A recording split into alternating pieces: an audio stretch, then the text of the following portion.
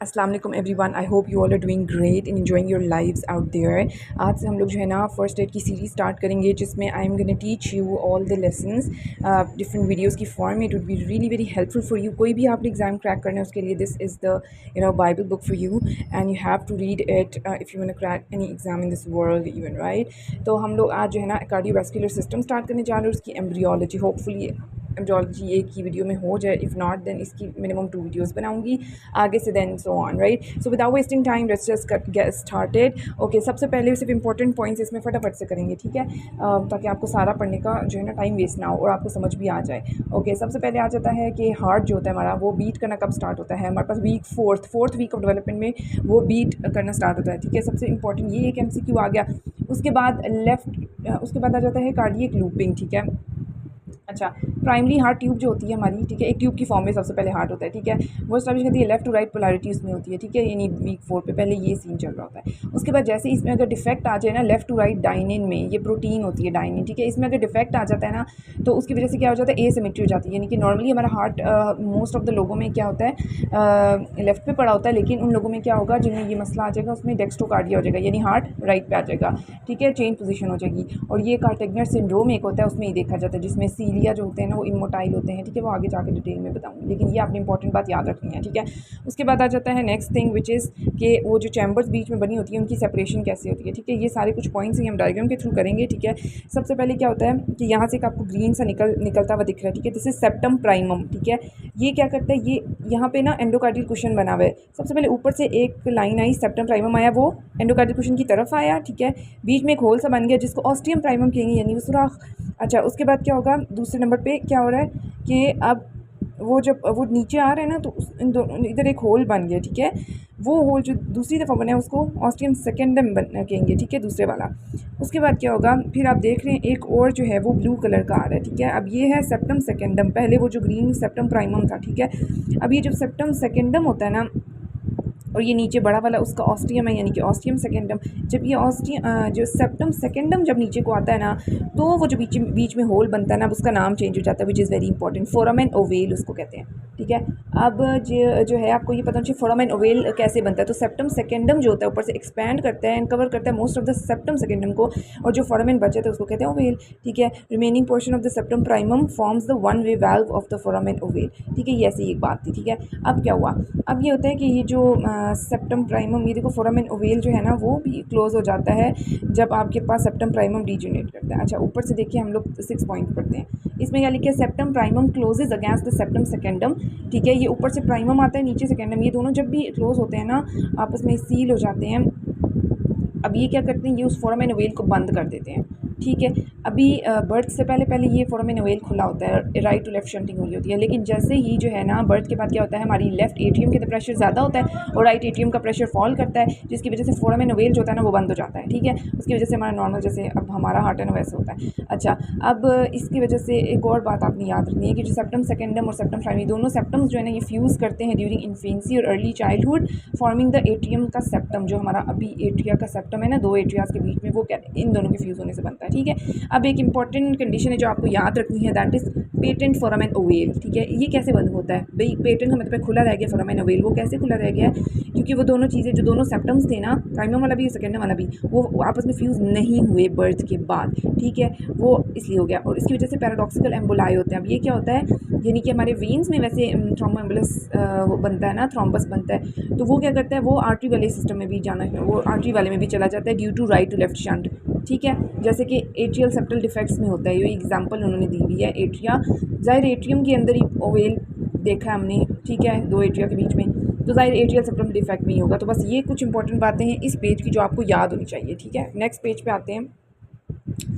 अब एट्रिया तो पता चल गया पीछे कैसे बने हैं, ठीक है। अब वेंट्रिकल्स की बात करते हैं कि वो कैसे बनते हैं, ठीक है। इसका आपको ये पता होना चाहिए कि अब आप यहाँ पे देख लें डायग्राम को। सबसे पहले ये बीच में क्या है, ये इंटर वेंट्रिकल, दो वेंट्रिकल्स के बीच में एक फोरामेन है, ठीक है। उसके नीचे क्या है, दो एवी कैनाल्स हैं, ठीक है। उसके बाद क्या है, ये वाली चीज़, ये मसल्स का इंटरवेंट्रिकुलर सेप्टम है, ठीक है, मस्कुलर इंटरवेंट्रिकुलर सेप्टम है ये, ठीक है। फिर आगे जाओ, वो जो हमारा अयोर्टा और पल्मोनरी, इन दोनों के बीच का सेप्टम ये है, और फिर आगे जाएं तो ये इनके बीच में जो है ना एक मेम्ब्रेन वाला इंटरवेंट्रिकुलर सेप्टम है, ठीक है। यहाँ पे मसल वाला था और वो मेम्ब्रेन वाला था, ठीक है। अच्छा, उसके बाद हम ये रीड कर लेते हैं जल्दी से। यहाँ पे क्या लिखा है कि जो सबसे पहले कौन सा बनता है, ये मस्कुलर इंटरवेंट्रिकुलर सेप्टम, ठीक है, ये बनता है। इसके ओपनिंग को क्या कहते हैं, ये इंटरवेंट्रिकुलर फोरामेन, ठीक है, दो वेंट्रिकल्स के बीच का फोरामेन, ठीक है। उसके बाद ये वाली चीज़ देखें आप, अयोर्टिको पल्मोनरी सेप्टम, यानी कि अयोर्टा और पल्मोनरी ट्रंक, इन दोनों को सेपरेट करने वाला सेप्टम ये सबसे पहले बनता है, ठीक है। और ये जो सेप्टम होता है, ठीक है, ये क्या करता है, ये रोटेट करता है, फ्यूज़ करता है विद द वो पीछे वाला सेप्टम जो बड़ा है मस्कुलर सेप्टम, ठीक है। और दोनों के फ्यूज़ करने से क्या क्या चीज़ बनती है, ये मेम्ब्रेनस, क्योंकि आप वो वाला जो इंटरवेंट्रिकुलर फोरामेन होता है ना वो बंद हो जाता है और उसकी जगह ये आप देख रहे हैं ये मेम्ब्रेनस इंटरवेंट्रिकुलर सेप्टम ये बन चुका है, ठीक है। उसके बाद क्या होता है कि वो एक एंडोकार्डियल कुशन चीज़ पड़ी थी ना पीछे, वो हमेशा याद रखना, जब वो जो उसकी जब ग्रोथ होती है तो वो सेपरेट कर देता है हमारे ऊपर वाले एट्रियाज को नीचे वाले वेंट्रिकल से और कंट्रीब्यूट करता है to both the atrial septation and membranous portion of the interventricular septum. तो आपसे मैं अगर सवाल करूं कि मेम्ब्रेनस पोर्शन जो होता है इंटरवेंट्रिकुलर सेप्टम का वो कौन सी चीज़ बनाती है, या एट्रिया क्रॉस आप दोनों में डिवाइड सेप्टा कौन सी चीज़ बनाती है, एंडोकार्डियल कुशन बनाता है, ये एक एमसीक्यू। फिर आगे जो है ना ये इंपॉर्टेंट बात है कि वीएसडीज वेंट्रिकुलर सेप्टल डिफेक्ट्स ये मोस्ट कॉमन कंजेनिटल एनॉमली है, एक बात। दूसरी बात ये मेम्ब्रेनस सेप्टम के अंदर होती है, दूसरी बात। और ये इतना इंपॉर्टेंट एमसीक्यू है ना, ये दोनों एमसीक्यूज़ है, ठीक है, ये आपको रटे होने चाहिए। नेक्स्ट थिंग इज़ ये वाली कि जो हमारे आउटफ्लो ट्रैक्ट्स होते हैं यानी कि अयोर्टा और पल्मोनरी ट्रंक वो कैसे बनता है भाई, वो न्यूरल क्रेस्ट सेल्स की माइग्रेशन से बनता है, ये एक एमसीक्यू है, ठीक है।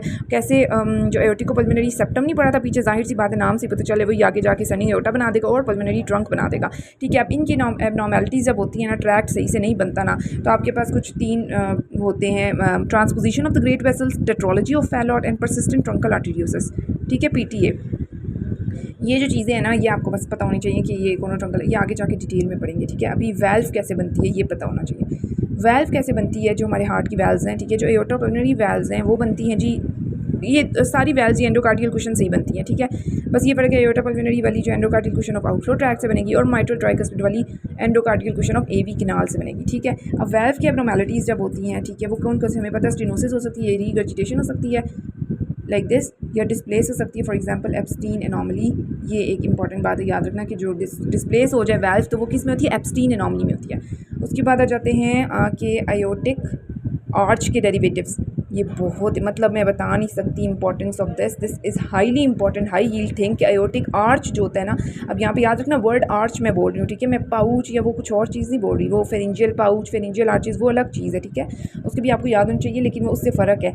ये आयोटा की आर्च की डेरिवेटिव्स हैं, ठीक है, जो पूरा का पूरा ये डेवलप करता है इनटू द आर्टीरियल सिस्टम, हमारा बॉडी का आर्टीरियल सिस्टम है ना, वो कहाँ से बनता है, आयोटिक आर्च के डेरिवेटिव से बनता है, ठीक है। जो 1 2 3 4 5वां नहीं होता और 6 तक होता है, 1 2 3 4 और 6, हमें पता होना चाहिए सबसे क्या क्या चीज़ें बन रही हैं, ठीक है। जो फर्स्ट वाला होता है, ठीक है, उससे क्या बनता है, फर्स्ट आर्च इज़ मैक्सिमल, ये एक एमसीक्यू ऐसे ही मुझे भी याद हो जाते हैं कुछ एमसीक्यूज़, यानी सॉरी ये जो निमोनिक्स होते हैं कुछ याद रह जाते हैं, तो जो याद रह जाते हैं वो मैं आपको भी याद कराऊंगी, ठीक है। फर्स्ट आर्च इज़ मैक्सिमल यानी कि मैक्सिलरी आर्टरी से बनती है, ठीक है, जो कि किसकी ब्रांच है, एक्सटर्नल कैरोटिड आर्टरी की ब्रांच है, ये हमें पता होना चाहिए, ठीक है। अच्छा, उसके बाद जो सेकेंड वन है, अच्छा जो सेकंड वाली है वो क्या होती है, वो स्टेपिडियल आर्टरी एंड हाइवॉइड आर्टरी, कैसे याद किया, सेकंड एस से और एस से स्टेपिडियल, ठीक है, ये हो गया। अच्छा थर्ड मैं आपसे सुनूंगी भी, लास्ट में आपने याद रखनी है ये चीज़ें, ठीक है। उसके बाद थर्ड आ जाती है, थर्ड का मतलब C, A B C third number पे आते हैं, इसी तरह थर्ड सी से बनती है, that is common carotid artery, और इसके अलावा जो इंटरनल कैरोटिड का जो प्रॉक्सिमल पार्ट होता है ना वो ऐसे याद कर लें, ठीक है। अब फोर्थ था मैंने बताया था, पाँचवीं गायब है और उसके बाद 6 है, फोर्थ और 6 मैंने याद रखना कि फोर्थ आर्च जो है ना उसमें 4 लिम्स है ना, 4 मतलब 4 हमारी लिम्स 4 होती हैं, तो इसलिए aortic arch on the right side, sorry on the left side aortic arch बनती है और ऑन द राइट साइड क्या बनता है, proximal part of the right subclavian artery, ठीक हो गया। उसके बाद 6 वाले से क्या बनता है, 6 वाले में ये याद रख लें कि आप इससे जो है ना 6th आर्च पल्मोनरी है, ठीक है, पल्मोनरी वाली बातें हैं इसमें, proximal part of the pulmonary arteries and the ductus arteriosus, ये दो चीज़ें जो है ना वो 6th वाली बनाती है, तो ये आपको फिंगर टिप्स पे याद होनी चाहिए। अगर डायग्राम्स के थ्रू भी थोड़ा मज़े का लिखा हुआ है कि जो इस तरह करके ना बताया गया है, आपको थोड़ा याद करने में आसानी होगी कि ऐसे ब्रांचेस, जैसे ये कॉमन कैरोटिड आर्टरी है, इधर से ये इंटरनल कैरोटिड निकल रही है और एक्सटर्नल कैरोटिड निकल रही है, ठीक है। और अगर हम ये देखें तो यहाँ पे राइट रीकरेंट लेरिंजियल नर्व होती है, ये याद रखना है कि राइट साइड पर जो रीकरेंट लेरिंजियल नर्व होती है राइट साइड की, वो loops around the product of fourth arch that is subclavian artery, ये एमसीक्यू में पूछा जाता है, ठीक है। और लेकिन जो लेफ्ट साइड की रिकरेंट लेरिंजियल नर्व होती है ना, वो किस चीज़ के गिर्द लूप अराउंड करती है, वो हमारे पास आखिरी वाली जो आर्च थी उसमें हमने डक्टस आर्टेरियोसिस पढ़ा था, उसके गिर्द लूप अराउंड करती है। तो ये बहुत इंपॉर्टेंट एमसीक्यू है, सो यू नीड टू रटिफाई इट, ओके। 10 मिनट्स की वीडियो हो गई। Next part.